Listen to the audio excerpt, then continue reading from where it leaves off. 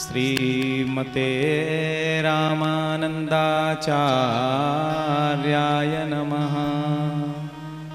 ॐ श्री हनुमते नमः।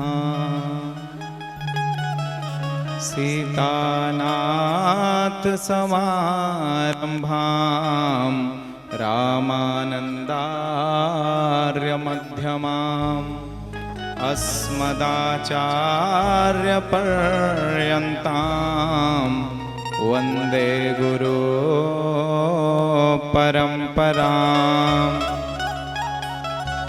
गुरुर्ब्रह्मा गुरुर्विष्णु गुरुर्देवो महेश्वरः गुरुर्साक्षात् परब्रह्मा तस्मै श्री गुरुवे नमः।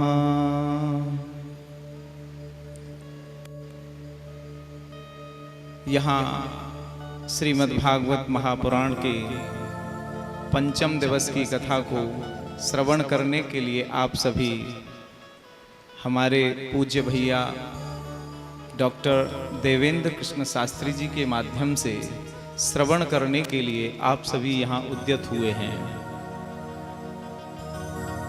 और यह कोई साधारण स्थान नहीं जहाँ इस कथा का आयोजन है, क्योंकि देखिए, धन्योस्ते माथुरो देशो बैकुंठादपि गरीयसी एक रात्रि निवासेन कृष्ण भक्तिम प्रजायते। ये कोई साधारण स्थान नहीं। यहां कहा जाता है कि यह जो मथुरा नगरी है जहां पर आप इस कथा को श्रवण कर रहे हैं, यह कोई साधारण नहीं। स्वर्गादपि गरीयसी, यह स्वर्ग से भी महान है, श्रेष्ठ है। एक रात्रि निवासेन कृष्ण भक्तिम प्रजायते। ये कोई साधारण स्थान नहीं। यहां कहा जाता है कि यह जो मथुरा नगरी है जहां पर आप इस कथा को श्रवण कर रहे हैं, यह कोई साधारण नहीं। स्वर्गादपि गरीयसी, यह स्वर्ग से भी महान है, श्रेष्ठ है। और एक रात्रि निवासेन, एक रात्रि यदि इसमें निवास किया जाए तो क्या है? कृष्ण भक्ति प्रजायते। हमारे अंदर क्या है? कृष्ण की जो भक्ति है वो उत्पन्न होगी। लेकिन यहाँ क्या है?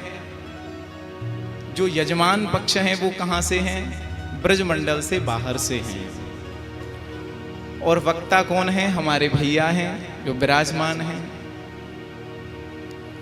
तो आपको प्रेरणा दी अथवा आपके माध्यम से ये हुआ कि हमें मथुरा में कथा श्रवण करनी है, भैया के माध्यम से या आपके माध्यम से, जैसे भी रहा हो। लेकिन वास्तव में आप यहाँ कथा सुन रहे हैं तो कृष्ण भक्ति आपके अंदर आएगी ही, क्योंकि ये श्लोक प्रमाण है।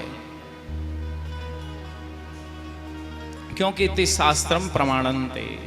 यदि हम क्या करें क्या न करें की स्थिति में हमारे शास्त्र ही हमारे लिए प्रमाण होते हैं। तो इसलिए जो यजमान पक्ष है, अगर देखा जाए, शर्त कह रही है श्लोक की एक रात्रि निवासेना, लेकिन यहाँ पंचम दिवस चल रहा है तो 5 रात्रि तो हो गई भैया।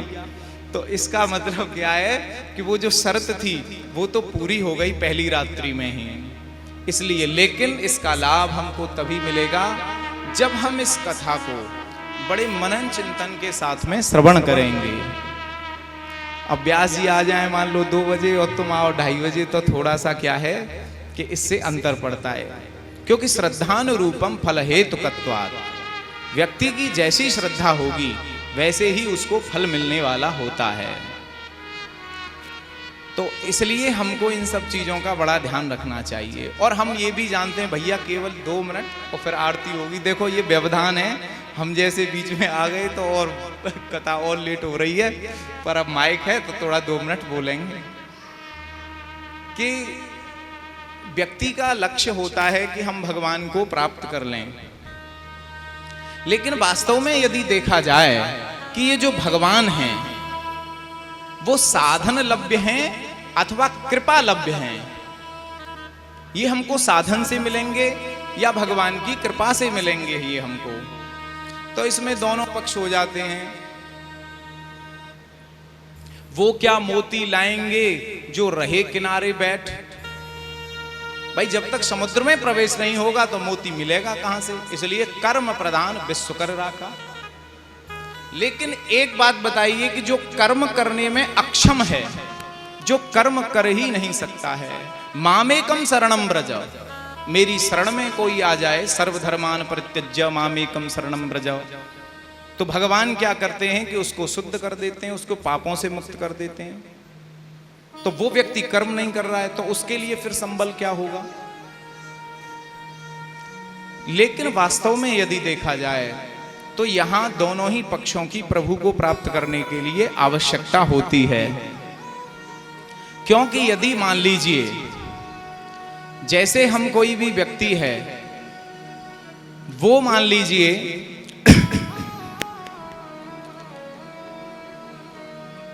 अगर भगवान को प्राप्त करना चाह रहा है, अब जैसे छोटा बच्चा है, इसको एक उदाहरण से बस समझ के अपनी वाणी को विराम दूंगा। छोटा बच्चा जैसे होता है वो क्या कोई कर्म करता है, लेकिन जब उसे जिस वस्तु की यानी दुग्ध की आवश्यकता होती है तो वो क्या करता है, केवल रोता है।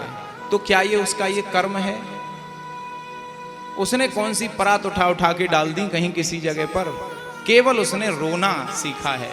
और मैया क्या करती है, त्वरा पूर्वक वहां आती है और उस बच्चे को गोदी में लेती है और अपने हृदय रस का पान कराती है। तो इसका मतलब क्या हुआ, क्या ये पुरुषार्थ है? ऐसा पुरुषार्थ थोड़ा लग नहीं रहा है।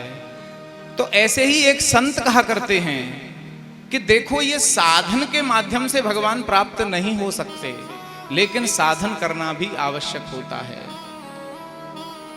तो महात्मा एक कहते हैं कि हमको करना क्या है भगवत प्राप्ति के लिए, केवल गुरु प्रदत्त हमको कोई मार्ग मिल जाए और उसी मार्ग पर हमको चल देना चाहिए। और चलना नहीं चाहिए बल्कि उस मार्ग पर दौड़ना चाहिए। और दौड़ते दौड़ते दौड़ते दौड़ते, क्योंकि मंजिल तो हमको मिलने वाली नहीं है अपनी तरफ से, तो इसलिए थकना हमारा निश्चित है।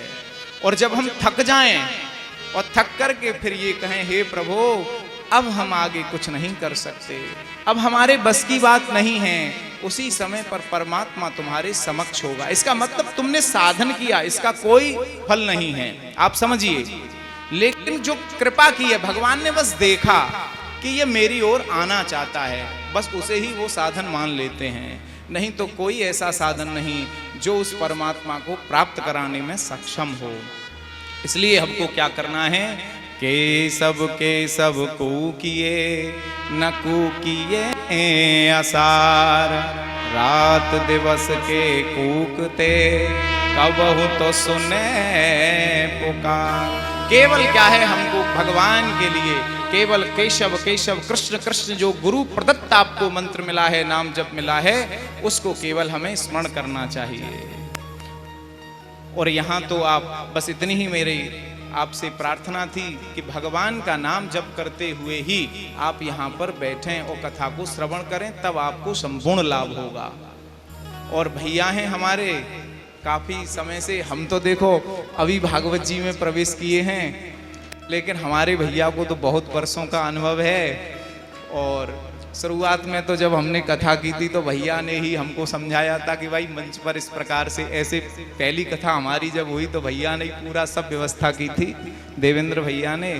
तो इसलिए और आप इनके माध्यम से कथा श्रवण कर रहे हैं तो ये आपके लिए मंगलकारी ही है। और इनकी वाणी के माध्यम से आप श्रवण कर रहे हैं तो ये भक्ति प्रदायनी, ये आपके लिए कथा होगी। इस प्रकार से जय श्री राधे, जय श्री